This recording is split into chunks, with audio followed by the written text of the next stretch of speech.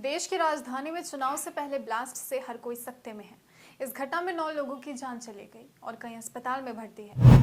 अब इस पूरे मामले को लेकर राजनीतिक सरगर्मी भी तेज दिख रही है। इसी कड़ी में झारखंड मुक्ति मोर्चा ने रांची स्थित केंद्रीय कार्यालय में प्रेस वार्ता कर केंद्र सरकार पर सवाल उठाया है।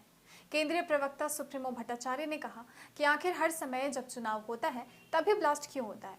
आखिर पुलवामा की जांच रिपोर्ट कहाँ है? पहलगाम में आतंकी घटना हुई, अब बिहार में चुनाव के समय देश की राजधानी दिल्ली दहल उठी और देश का प्रधानमंत्री विदेश घूमता है। जब पहलगाम में घटना हुई तब बिहार में सभा संबोधित कर रहे थे। इससे कहीं ना कहीं ये साबित हो गया है कि देश कमजोर हाथ में चला गया है और हर नागरिक खुद को असुरक्षित महसूस कर रहा है। किनकी चूक थी? पहलगाम में जो घटना घटी उसमें किसकी चूक थी, इसकी जांच हुई। उसके पहले पुलवामा में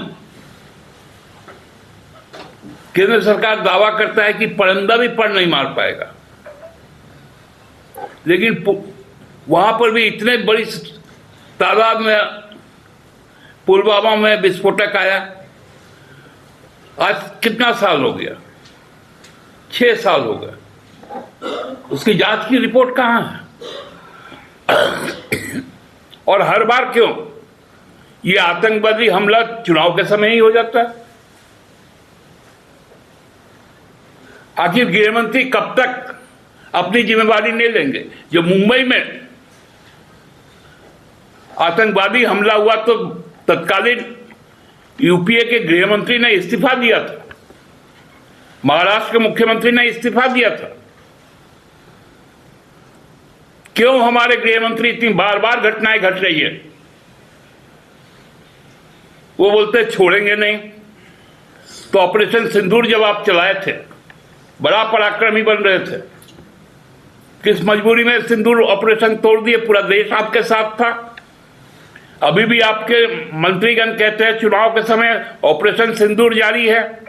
यदि ऑपरेशन सिंदूर जारी है तो पाकिस्तानी आतंकवादी घुस कैसे रहे हैं? कौन देगा इसका जवाब? केवल एनआईए का टीम गठित करने से होगा क्या? देश के लोगों को इस तरह सुरक्षित छोड़कर आप एक राज्य का चुनाव जीतेंगे और देश का राजधानी दहल उठेगा? दूसरे दिन प्रधानमंत्री विदेश चले जाएंगे?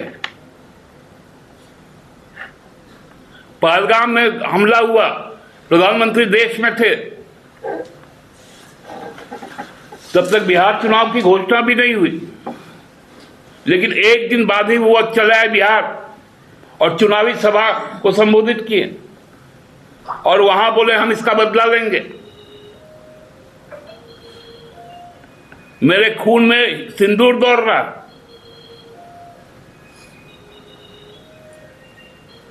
हमको लगता है कि देश ने एक बहुत कमजोर